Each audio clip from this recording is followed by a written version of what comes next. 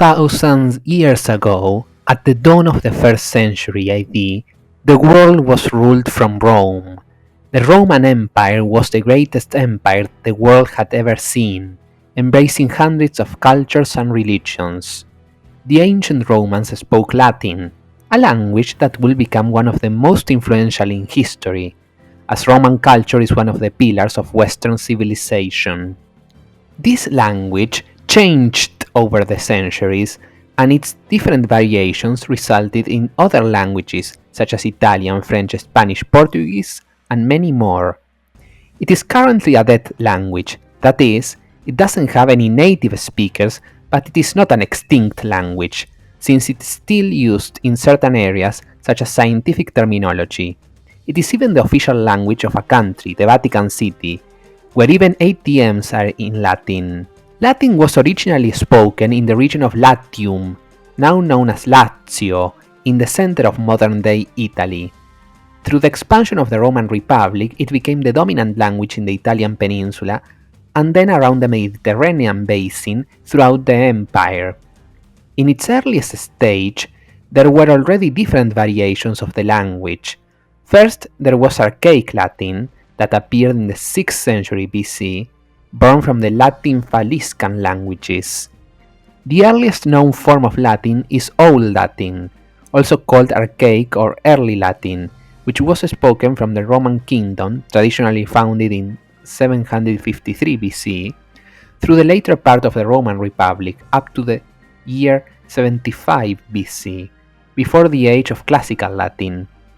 During the late Republic, and into the first years of the empire, from around 75 BC to 200 AD, a new classical Latin arose, a conscious creation of the orators, poets, historians, and other literary men, who wrote the great works of classical literature, which were taught in grammar and rhetoric schools.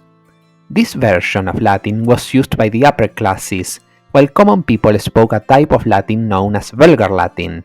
It was only in the 5th century AD when Latin began to diverge into Romance languages, originating in the Vulgar Latin of the commoners, but it wasn't until the 7th century AD that Latin became a dead language.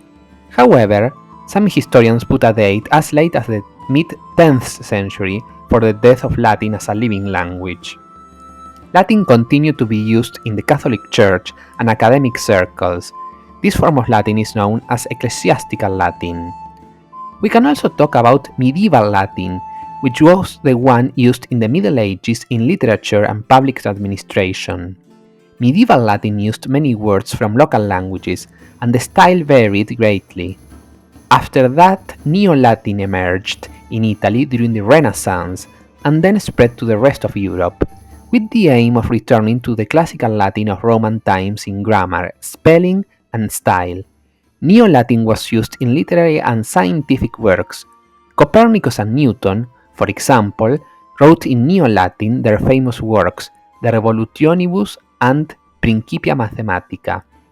Latin continued to be used significantly in education, academia, diplomacy, government, and literature during the 16th and 17th centuries. It went into decline around the year 1650, gradually giving way to local European languages. However, it remained important at least until the 19th century and was a central part of secondary education until the mid-20th century. As I said at the beginning of the video, Latin is a dead language, and this means that it does not have any native speakers. So, what is a native speaker? There is no consensus or unified criterion on this issue. However, there are some characteristics that should be met to be considered a native speaker. One is that the language is acquired in infancy or early childhood, and its use is maintained into adulthood with proficiency, fluency, and communicative competency. If we take this criterion as valid, then we can say that the last native speaker of Latin lived not so many years ago, as you might think. Michel de Montaigne was a French philosopher born in 1533. His father wanted his first language to be Latin, as he thought it would allow him to better develop his intellectual skills. So, he hired a German tutor named Horstanus, who was an expert in the language, to help him. Montaigne was taught from his earliest childhood to speak in that language. He surely also learned Occitan in his early years, since he was raised for 3 years by a peasant family. This was also part of his father's pedagogical plan in order to, in his words, draw the boy close to the people and to the life conditions of the people who need our help. The German tutor spoke to Montaigne only in Latin. The servants did the same. We can say, then, that Montaigne fulfilled the characteristics that define a native speaker. Was Montaigne then the last native speaker of Latin? The history of language is not linear. There are some that change more slowly than others. Some languages give rise to several others. Most end up extinct or dead. But sometimes, some languages come back to life, resurrected, like Jesus of Nazareth. The only successful case of a dead language resurrecting is Hebrew. This language had ceased to be the language spoken by the majority of the Jewish people already in the 6th century BC, with Aramaic replacing it by the year 200 BC. Around the 2nd century AD, Hebrew stopped having native speakers and became a liturgical language. In the 1800s, a movement began to recover Hebrew as a living spoken language. For this, new words had to be invented for terms that did not exist in ancient times, or for words that had been lost, using Hebrew roots and sometimes Hebrewized foreign words.